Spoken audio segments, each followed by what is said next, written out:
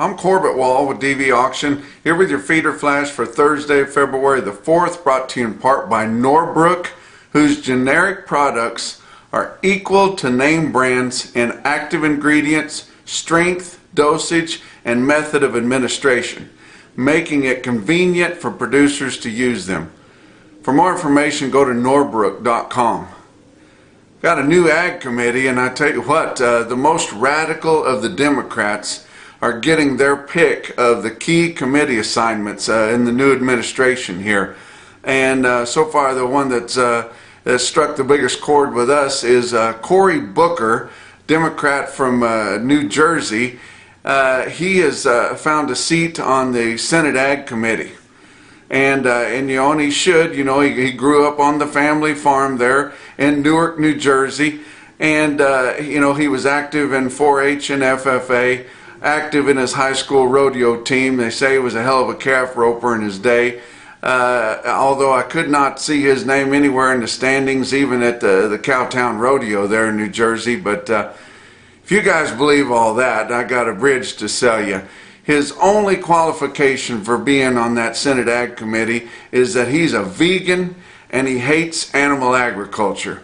In fact, he introduced the Farm System Reform Act, which was co-sponsored by Elizabeth Warren and Bernie Sanders, so keeping good company there. And then that whole bill, the whole goal of that bill was to eliminate, or it's still open, is to eliminate concentrated animal feeding operations, i.e. feedlots.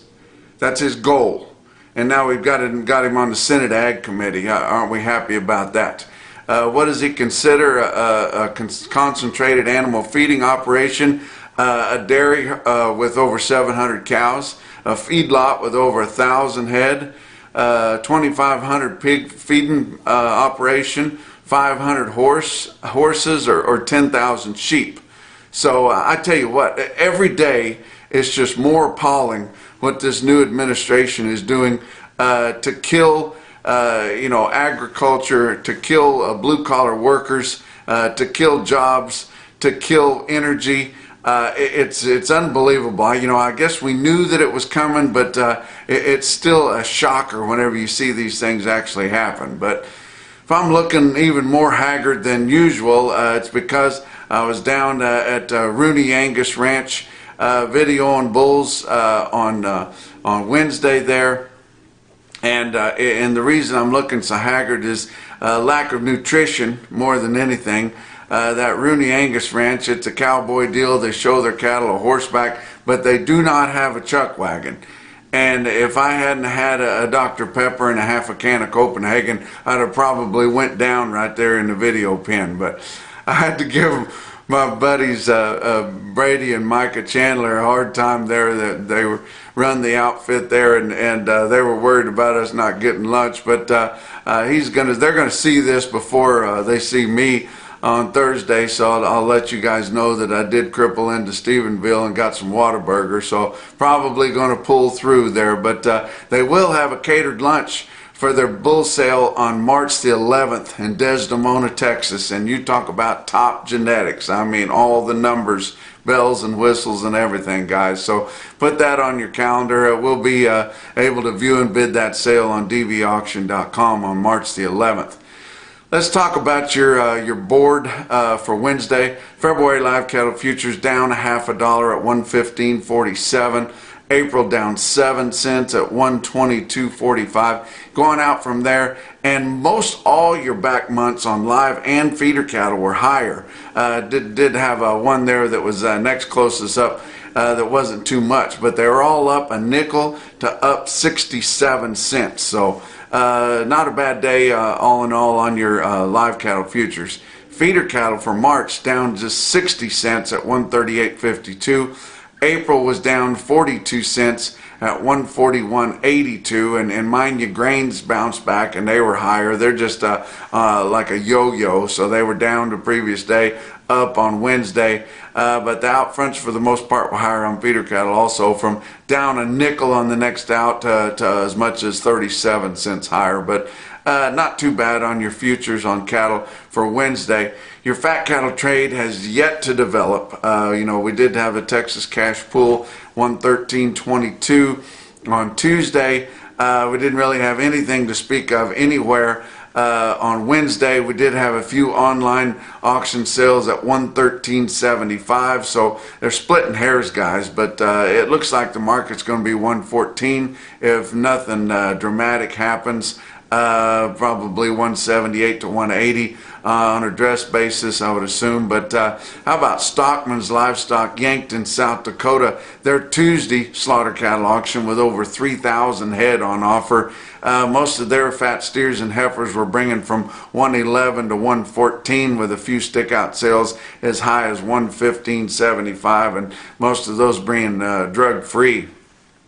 But look at your box beef cutout values on Wednesday afternoon and your choice cuts, and we finally seen kind of a wall that they've started to back off a little bit. Finally, they've been up pretty much every day since we started the new year, but finally seeing some resistance at some point, and your packers have really built up some big margins, like $300 a head plus. Because they were getting down there, where they were really sucking wind at $150 to $200 a head profit, and I think some of our cattle feeders would love to see that on a consistent basis. But choice cuts on Wednesday afternoon, 235.28. That was down $1.48, but first day down significantly on choice for the new year.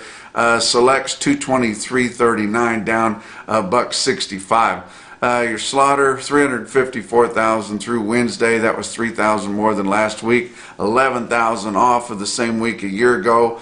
I would say that we'll encompass that on Saturday kill, because we've been having some big Saturdays, but we've got these big shutdowns now in the big plant in Dodge City. Going to be shut down starting here on Thursday, so it's going to be a disappointing week as they're being dark for maintenance and cleanup and things like that they've had scheduled. But now that they've built their margins back up and they're making awful good money again, they're going to rush through those as quick as they can and probably be back open by Monday for the most part. But what else is going on? Don't forget about my buddy Jim Felton at the Felton Angus Ranch, Springdale, Montana. He's got his production sale coming up on Monday, the 8th here, guys, so don't forget about that sale. You won't find any suitcase bulls there, and if you follow Jim Felton, he's pretty active on social media.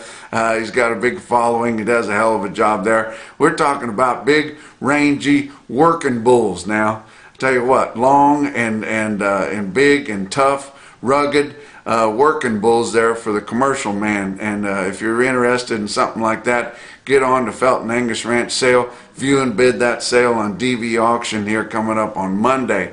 What else did we see? Also saw that Rodeo Houston is now canceled. They'd already said they were going to have it later than usual. Now they're canceling all the events for Rodeo Houston and the concert entertainment. And I guess this COVID deal, they're just going to keep dragging it out as long as they possibly can, getting so frustrated with it.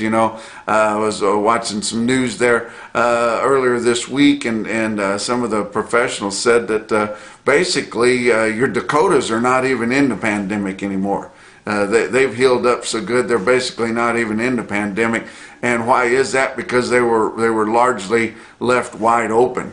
It got some herd immunity in there, and now folks are getting along just fine. Where your states that have been shut up the most, like New Mexico and California and New York, they're suffering with it the longest and the worst. So no matter what the science says, I just guess we're going to continue to cancel things going forward. I was a little disappointed to see that they are still going to have the junior stock show there at Houston. My daughters have pigs to go to Houston. They got pigs to go to San Antonio also, and you think, well, why would you be disappointed in that? Well, last year they canceled Houston and we had entries. We didn't have to go, and we got a check for $1,000 an entry almost, so that was a pretty good deal. They've made those events private, so how much sense does that make? Let me see, why did we ever start having stock shows? Well, we used to call them fairs, and it was an opportunity for town people to come out and view livestock.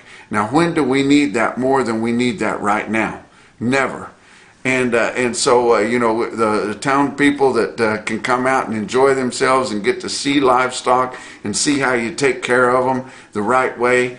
And so they don't have the opportunity to do that. So basically it's just another jackpot for your steer jocks, hog jocks, and lamb jocks to get in there, and who wants to spend the most money and try to gamble for the big payoff. But you know, I don't really agree with the way those things have turned out. The reason we still participate is it's teaching my girls you know, chores and lessons, and they feed those animals twice a day. They do all the work themselves. And it gives us an excuse to spend 2 or 3 weeks during the year together doing something together. So that's the reason we do it. But I don't particularly agree with the way everything's going on it. But let's talk about your feeder cattle market. Your real-time index on DV auction late in the day on Wednesday sitting at 136.54, down another 60 cents. It's easing off a little bit, but is that RTI a good indicator of what your CME cash feeder cattle index is? Well, it's 10 cents per hundredweight away from your CME, and no environmental footprint, no cost from the government, a lot easier deal, and it comes out a day and a half quicker.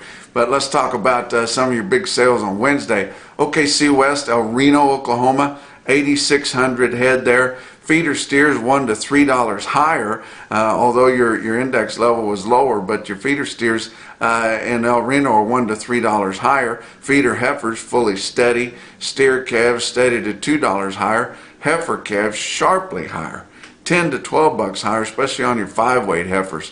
How about Winter Livestock, Dodge City, Kansas, 4,400 head. Good sale there at Winter Livestock in Dodge City. Feeder steers there at $3 higher, but your bigger steer calves that are big enough that they need to go right on to feed, they were $3 lower, and we're continuing to see big fleshy calves that are so heavy they got no other place to go. The feedlot, even though we don't have a lot of vacancy there, they're pulling down on the market, and they have been for the last few months. Pee-wee calves, stalker type calves in Dodge City selling higher, but they didn't have a good comparison. Feeder heifers, your heavy heifers going right on feed, $3 higher. Your big feeding heifer calves about steady, and but some of your 7 to 8 weight big heifer calves $3 lower. How about some of your individual quotes around the circuit on Wednesday? Torrington Livestock Markets, 4,700 head there. Market was mostly steady. How about a stick out deal? They can sell them light stalker calves really high in Torrington. 50 head, 484 pound steer calves bring 191.50, weighing nearly 5 guys there, Torrington, Wyoming.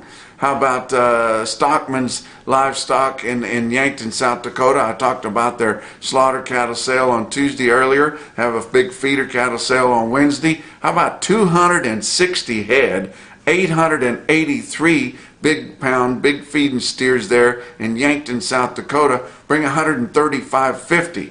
Impressive quote there. Talk about a market we don't talk about a lot. Parsons, Kansas. You think the guys aren't getting ready and buying stalker cattle to turn out in the Flint Hills already, even though we're still in the dead of winter? Parsons, Kansas sells 66 head, 548 pound steer calves at $180. Big time price, weighing right at 5.5 there, guys. But your best quote that I saw anywhere on Wednesday, and your Zach Tran top quote for the day, come out of Bassett, Nebraska, of course. 167 head, 640 pound steer calves bring $167. And that's your feeder flash for Thursday.